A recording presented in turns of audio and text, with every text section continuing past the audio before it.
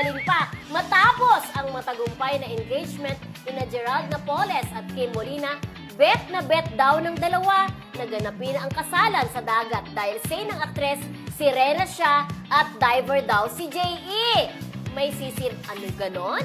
Si Gerald. Oo, si Gerald, di ba?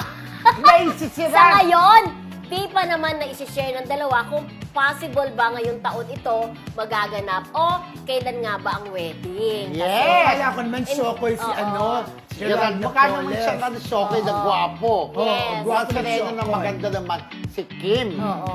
Ayan, Pwede. di ba? Napaka nung kanilang engagement, nung bagbag damdamin, di ba? Ganun naganap sa PETA, Correct. kung saan sila una nang kakilala. So parang beach wedding kung kung dagat? Oo. Parang Ate Gaya Parang at Ate Christopher Guy, De no? Leon ba yun? Oo. Oo, Ate Gaya Dagat, di ba? De Leon, Oo. kinasal sila sa dagat. Sila yung unang-unang tagal nagtatak sa history ng kasalan Kung sa dagat. ikakasal mo sa diba? dagat, kailangan lumublob sa dagat. Ah, lulublob sila.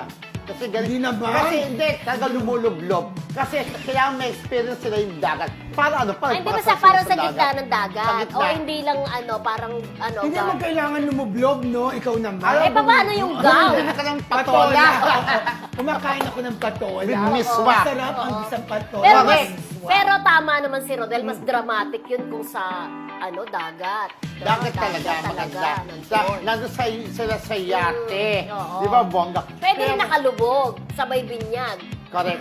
Kasi ang sabi nga, ang after ng engagement nila dun sa naganap sa PETA, ito nga pinag-usapan. Hindi pa rin nila napapag-usapan yung talagang kailan ng kasal o kailan sila kakasal. Kasi daw, sabi ni Kim, kinakabahan pa rin, dahil yung kinakabahan pa rin ako, yung nangyaring engagement So, parang hindi pa nagsisink in. O, parang gano'n. Wala Pero may mga nagsasabi na hindi raw magandang magpakasal sa dagat. Sabi ng iba, kung may bagyo, Hindi. why not? May mga ganun Aanurin paniniwala. daw ang So, parang nangyari kay Ate kay Chucky Yung Boyet. tubig.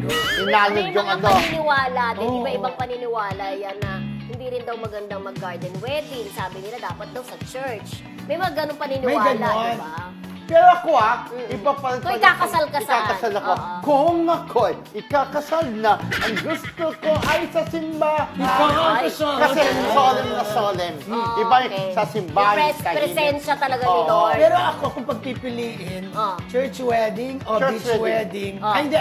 Beach wedding or garden wedding. Gusto ko ang garden. Oo naman. Oo, kasi Kasi meron ka mahilig sa ka sa- bulaklakan Mahilig eh. ako sa flowers. Ang tanong ko, ikakasal kayong Oo, dalawa. ako. Bakit? I'm engaged na si Rolden, no?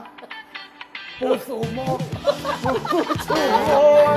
Lumisan na, gano'n.